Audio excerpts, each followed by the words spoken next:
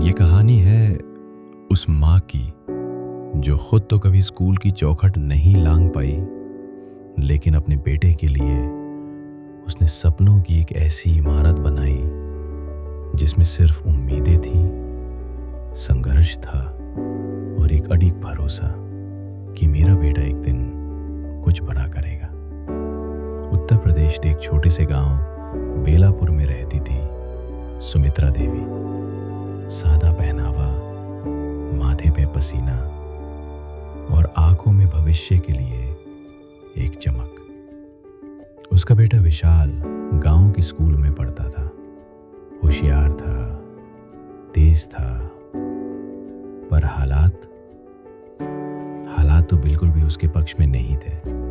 घर की छत टपकती थी, एक पुराना पंखा जो गर्मी से लड़ नहीं पाता था और एक टूटी मेज जिस पे विशाल अपने भविष्य के सपने लिखता था। सुमित्रा खुद 8वीं पास थी, लेकिन जानती थी शिक्षा ही एकमात्र रास्ता है जो उसके बेटे को इस गरीबी से बाहर निकाल सकता है। दिन में खेतों में काम, शाम को औरतों को सिलाई सिखाना, रात को ट्यूशन बच्चों को पढ़ाना, ये सुमित्रा का रूटीन बन गया था। लोग ताना मारते थे, इतना पढ़ा के क्या करेगी, इंजीनियर बनेगा, सपना देख रही है ज्यादा। पर सुमित्रा के कान बंद थे, क्योंकि उसकी आंखें सपनों से खुली थी। जब विशाल ने 12वीं पास की, उसे शहर जाकर इंजीनियरिंग की तैयारी करनी थी, लेकिन पैसे, फीस, रहना, सब कुछ असंभव लग रहा था। तब सुमित्रा ने वो किया जो एक माँ ही कर सकती है, अपने गहने गिरवी रख दिए। राजेंद्र उसका पति समझाते रहा, इतना खर्चा क्यों, गांव में भी तो नौकरी लग सकती है। पर सुमित्रा अड़ी रही। विशाल को शहर भेजा गया, एक छोटे से कमरे में ट्यूशन और कोचिंग के भरोसे। शहर में विशाल को पहली बार समझ आया कि माँ की मेहनत कितनी बड़ी है। वहाँ सब कुछ नया था, महंगे कोचिंग वाले, फर्राटेदार अंग्रेजी, मॉडर्न लैपटॉप और वो पुरानी किताबें, टूटी अंग्रेजी और ढेर सारा डर। एक दिन उसने माँ को फोन किया, माँ मैं शायद नहीं कर पाऊं।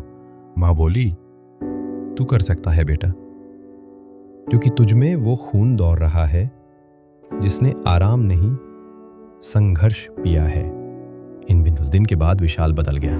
उसने हार को हर दिन हराया, दिन रात पढ़ाई, हर छुट्टी पर घर ना आना, पार्ट टाइम क्लासेस लेकर खर्च निकालना और अंततः NIT में सिलेक्शन। एंड देन पहली सैलरी मिली 18 लाख का पैकेज। उस दिन विशाल ने सबसे पहले क्या किया, अपनी माँ को वीडियो कॉल किया और बोला, माँ तेरा सपना पूरा हुआ। सुमित्रा की आंखें भर आईं, लेकिन आवाज वही अटल थी, अब तू और बच्चों का सपना पूरा कर। इन दिन विशाल ने गांव में कोचिंग सेंटर खोला, सुमित्रा शिक्षा केंद्र।